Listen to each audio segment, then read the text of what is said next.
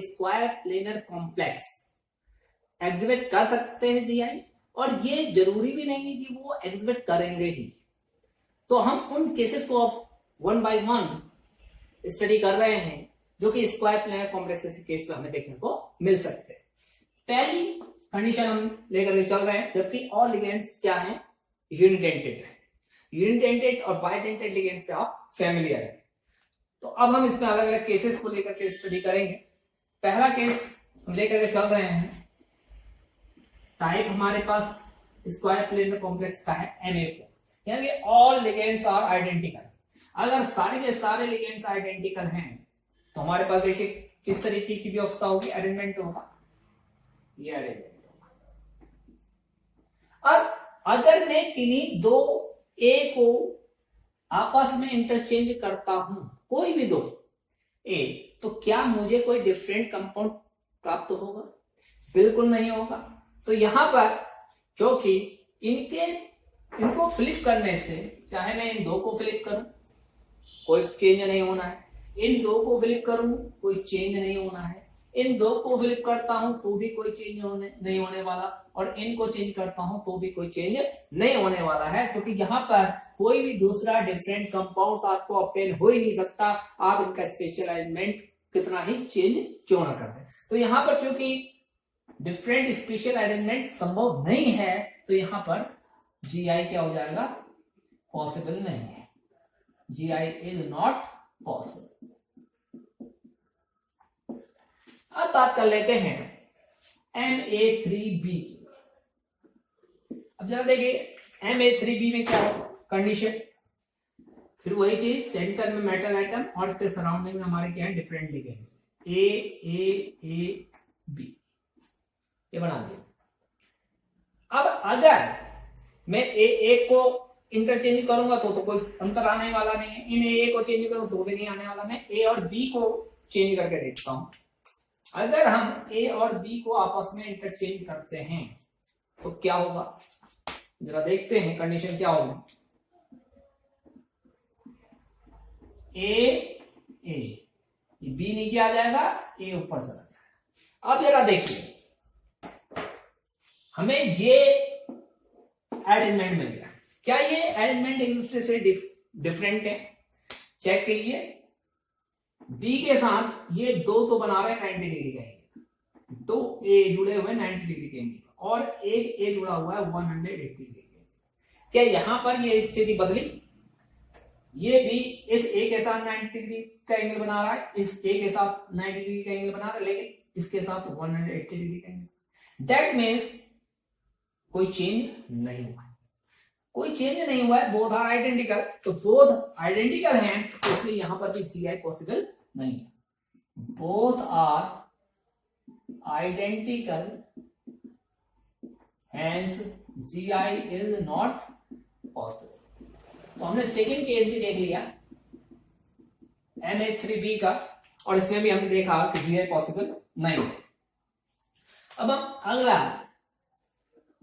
लेते हैं case Na2B2। दो लिगेंड सेम टाइप के, दो लिगेंड सेम टाइप के। अब जरा देखते हैं इनका स्पेशल अरेंजमेंट।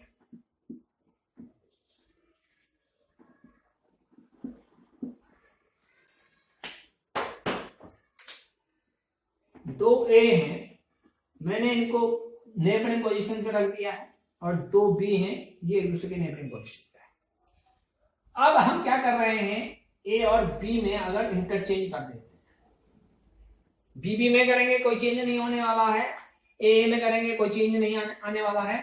हम किस में कर रहे हैं, ए और बी में चेंज करके देख रहे हैं।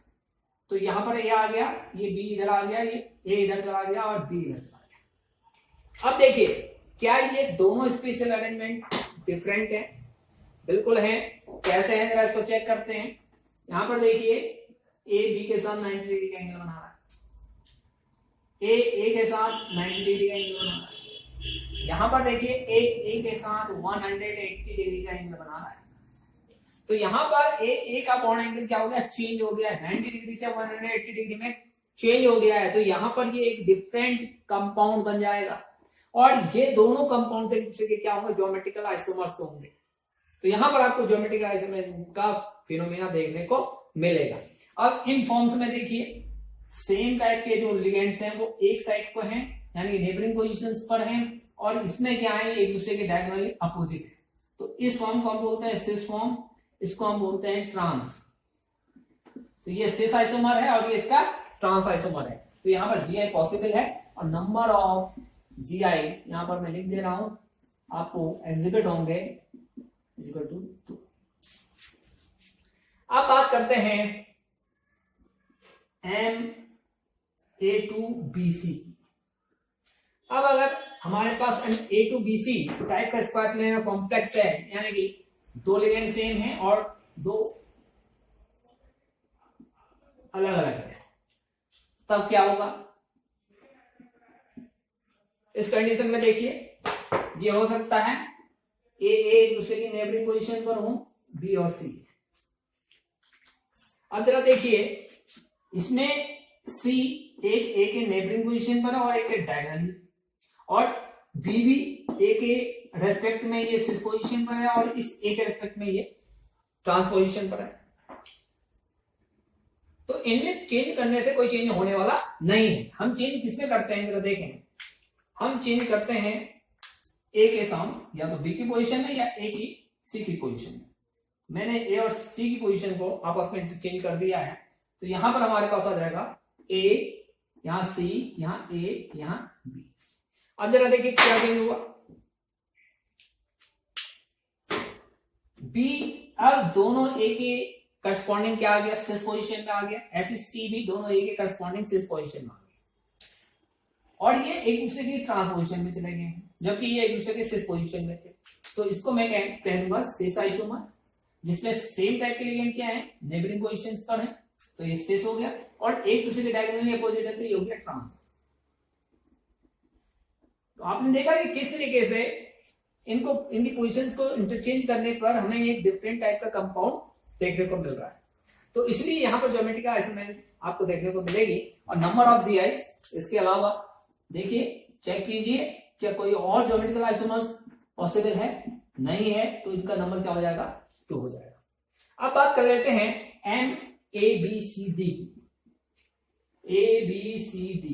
अब हम ऐसा एग्जाम्पल लेकर के चल रहे हैं जिसमें सेंट्रल मैटर एटम के सराउंडिंग में 4 के 4 डिफरेंट टाइप के क्या है, लिगेंड है। ये देखिए ये ए है, ये बी है, ये सी है, ये डी है। अब हम क्या कर रहे हैं, ए की स्थिति को फिक्स करते हुए चेंज कर रहे हैं बाकी की स्थिति। ए के ट्रांस पोजीशन पे सी था, एक बार बी को लिख देता हूं, तो ये सी और डी हो गए। एक बार मैं ए के ट्रांस पोजीशन पर लिख देता हूं बी को। इसके अलावा कोई भी आपका नया अरेंजमेंट पॉसिबल नहीं है। आप अगर बनाएंगे तो फिर आप पाएंगे कि उसके क्या है, आइडेंटिकल हो जाएंगे इन तीनों में से किसी न किसी के। तो अब यहां पर क्या होगा जरा देखते हैं। यहां पर अगर मैं ए और बी के सापेक्ष इसको कंसीडर करूं तो ए और बी एक दूसरे के सिस पोजीशन पर हैं, तो ये मैं लिख सकता हूं cis with respect to A B के रेस्पेक्ट में सिस पोजीशन है। यहां पर देखिए ये ए बी के रेस्पेक्ट में ट्रांस है, तो ये ट्रांसफॉर्म हो गई इसकी, trans with respect to A B. यहां पर देखिए फिर वही चीज क्यों कर दी मैंने, ए बी, यहां बी लिखा हुआ था तो यहां क्या लिखना है मैंने, डी। यहां पर हमें क्या करना पड़ेगा, ट्रांस पोजीशन पे डी को लिखना पड़ेगा, और ये सिस पोजीशन में चला जाएगा बी, क्योंकि हम ए के डायगोनली अपोजिट एक बार सी को रखा है, एक बार बी को रखा है और एक बार डी को रखा है। तो अब यहां पर देखिए ए और बी क्या है, दूसरे सिस पोजीशन पर है, तो ये सिस हो जाएगा with respect to A B. अब ये आवश्यक नहीं था कि मैंने with respect to A B लिया हुआ है, आप with respect to A B ले, आप with respect to A C भी ले सकते हैं, आप with respect to A D भी ले सकते हैं। किसी भी कंडीशन में आप पाएंगे कि 2 आपको सिस मिलेंगे आइसोमर और एक मिलेगा ट्रांस आइसोमर। तो यहां पर टोटल नंबर ऑफ जीआई आपको मिलेंगे 3, और इनमें भी आपके पास 2 are cis plus 1 is trans.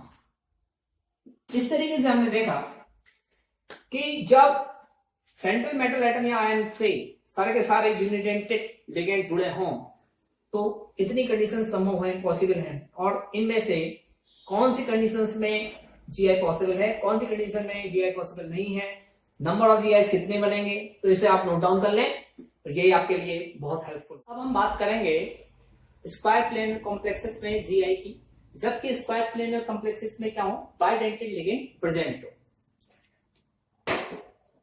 Cases को स्टडी करने से पहले मैं आपको ये बताता हूं कि बाइडेंटेड लिगेंड्स हमारे दो टाइप के होते हैं, एक होता है हमारा सिमेट्रिकल बाइडेंटेड और एक होता है अनसिमेट्रिकल। तो ये सिमेट्रिकल और अनसिमेट्रिकल बाइडेंटेड लिगेंड्स से क्या अर्थ है हमारा, इसको समझते हैं। सिमेट्रिकल बाइडेंटेड लिगेंड मीन्स है ऐसा बाइडेंटेड लिगेंड जिसके इलेक्ट्रॉन डोनर्स सेम एटम है। अगर किसी बाइडेंटेड लिगेंड में जो उसके दो इलेक्ट्रॉन डोनर सेंटर्स से हैं वो आइडेंटिकल हैं तो उसे हम कहेंगे सिमेट्रिकल। फॉर एग्जाम्पल अगर हम बात करें एथेन 1,2 डाई एमाइन की, तो इसमें देखिए दो के दो इलेक्ट्रॉन डोनर्स सेंटर किसके हैं, नाइट्रोजन के हैं, तो दोनों आइडेंटिकल हैं। तो ये किसका एग्जांपल होगा, ये आपका सिमेट्रिकल बाइडेंटेड लिगेंड का एग्जांपल होगा, क्योंकि इसमें दोनों कोऑर्डिनेट लिंकेज बनेंगे वो नाइट्रोजन के द्वारा बनेंगे। अब हम बात करते हैं अनसिमेट्रिकल बाइडेंटेड लिगेंड। तो अनसिमेट्रिकल बाइडेंटेड लिगेंड में जो इलेक्ट्रॉन डोनर सेंटर्स होंगे वो क्या होंगे, डिफरेंट एटम्स होंगे। फॉर एग्जांपल अगर हम ग्लाइसिनेट आयन की बात करें, ग्लाइसिनेट आयन हमारा CH2 NH2 COO नेगेटिव। तो यहां पर देखिए हमारा जो इलेक्ट्रॉन डोनर है वो या तो ऑक्सीजन है और या फिर क्या है, नाइट्रोजन है। ये दोनों क्या है, डिफरेंट एटम से हैं। तो अगर इलेक्ट्रॉन डोनर जो सेंटर्स हैं वो डिफरेंट होंगे तो उस केस में हम उसे क्या कहेंगे, अनसिमेट्रिकल बाइडेंटेड लिगेंड बोलते हैं। तो आई होप सिमेट्रिकल और अनसिमेट्रिकल बाइडेंटेड लिगेंड अब आप समझ चुके हैं। इसको मैंने इसलिए यहां पर आपको एक्सप्लेन किया हुआ है क्योंकि हम बाइडेंटेड लिगेंड लेंगे, सिमेट्रिकल भी लेंगे किसी केस में और किसी केस में अनसिमेट्रिकल भी लेंगे, और इनको हम रिप्रेजेंट करेंगे सिमेट्रिकल के केस में ए के द्वारा और अनसिमेट्रिकल के केस में हम इसको ए बी के द्वारा रिप्रेजेंट करेंगे। अगर कहीं पर आपको मैं केस में ए लिखा हुआ दूं तो इसका मतलब आप समझ जाइएगा ये सिमेट्रिकल बाइडेंटेड लिगेंड की बात हो रही है, और अगर आपका बाइडेंटेड लिगेंड ए बी होगा तो इसका मतलब ये क्या है, अनसिमेट्रिकल बाइडेंटेड लिगेंड। अब हम डिफरेंट केसेस को स्टडी करते हैं इसमें। तो केस नंबर 1 में मैं लेके चल रहा हूं MAA2। अब जरा देखिए यहां पर दो आपके सिमेट्रिकल बाइडेंटेड लिगेंड हैं जो कि सेंट्रल मेटल एटम के साथ कनेक्टेड है। तो इनको कनेक्ट करके दिखा सकता हूं मैं। इनका अरेंजमेंट इस तरीके से हो सकता है A ये मैंने इनका अरेंजमेंट बना दिया। अब ये A आपस में लिंक्ड है और ये आपस में लिंक्ड है। तो एक तो ये स्पेशल अरेंजमेंट पॉसिबल है।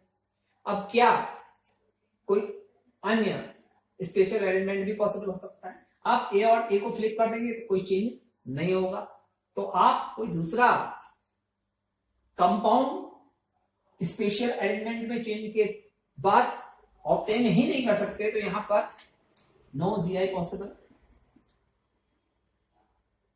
नो जीआई लिख देता हूं, GI is not possible, no GI. अब हम बात करते हैं सेकंड केस की। अब मैं ले रहा हूं हमारे पास जो लिगेंड है बाइडेंटेड लिगेंड वो क्या है, अनसिमेट्रिकल है। अब इस केस में जरा देखिए इनका स्पेशल अरेंजमेंट इस तरीके से हो जाएगा। Around the central metal atom यहाँ है स्क्वायर प्लेनर में A B ए बी, और ये ए बी को मैंने लिंक कर दिया, दैट मींस ये बाइडेंटेड लिगेंड है। अब जरा देखिए, अगर मैं इस बाइडेंटेड लिगेंड को फ्लिप कर दूं, यानी कि ये बी वाला पोर्शन ऊपर ले जाऊं और ए वाला नीचे ले जाऊं, तो मुझे इस तरीके से कंपाउंड ऑब्टेन होगा। मेरा अरेंजमेंट इस तरीके से हो जाएगा, ए बी बी ए। अब जरा देखिए, क्या ये दोनों आइडेंटिकल हैं या डिफरेंट है, इसको समझिए। ये दोनों डिफरेंट स्पेशल अरेंजमेंट है। क्यों? क्योंकि यहां पर देखिए ए और ए क्या है, सिस पोजीशन पर है, जबकि यहाँ ए और ए क्या है, ट्रांसपोजिशन पे।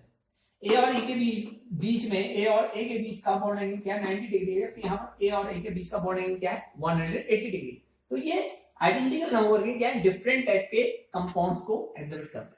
तो यहाँ पर आपको ज्योमेट्रिकल आइसोमर्स का फिनोमेना दिखाई देगा। और कितने ज्योमेट्रिकल आइसोमर्स हो जाएंगे, number of geometrical isomers equal to 2। और ये कौन सा आइसोमर होगा, ये आपका सिस आइसोमर होगा, और ये आपका क्या होगा, ट्रांस आइसोमर होगा। क्योंकि इसमें जो सेम टाइप के लिगेंड है ए वो क्या है, आपके एक और को है, एक ही साइड को है, जबकि इसमें क्या है, डायगोनली एक दूसरे के अपोजिट है। अब हम अगर तीसरे केस की बात करें तो हमारे पास एग्जांपल हो सकता है कि एक हमारे पास हो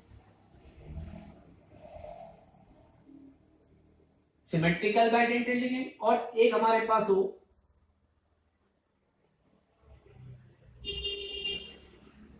ए बी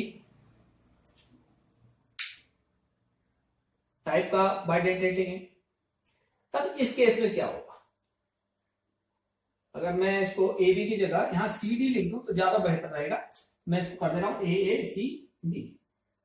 अब इस केस में देखिए, जो हमारे स्पेशल अरेंजमेंट होगा वो ये हो जाएगा एम ए सी डी।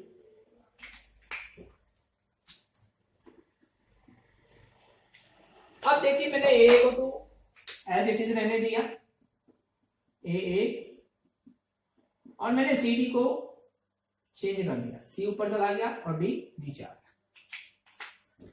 इस तरीके से मैंने स्पेशल अरेंजमेंट बना दिया। अब आप देखिए, क्या ये दोनों आइडेंटिकल है या एक दूसरे के डिफरेंट है। देखिए, ये डी ए के रिस्पेक्ट में क्या है, ट्रांसपोजिशन पे है, और एक के रिस्पेक्ट में सिस पोजीशन पर है। यहां पर भी देखिए, एक के रिस्पेक्ट में ये सिस पोजीशन पर है और एक के रिस्पेक्ट में ट्रांसपोजिशन। ऐसे हम सी को देखें तो सी भी एक ए के रिस्पेक्ट में सिस पोजीशन पर है और एक के ट्रांस में है। यहां पर भी कोई पोजीशन है, और सी और डी आपस में सिस पोजीशन पे है। तो यहाँ पर कोई चेंज नहीं आपका एग्जिबिट हो रहा है, तो यहाँ पर नो जी आई पॉसिबल। तो यहाँ पर लिख देता हूं मैं नो जी आई, क्योंकि बोथ क्या है, बोथ आर आइडेंटिकल, दोनों क्या है, आइडेंटिकल हैं, इसलिए यहां पर भी आपको कोई जी आई देखने को नहीं मिलेगी।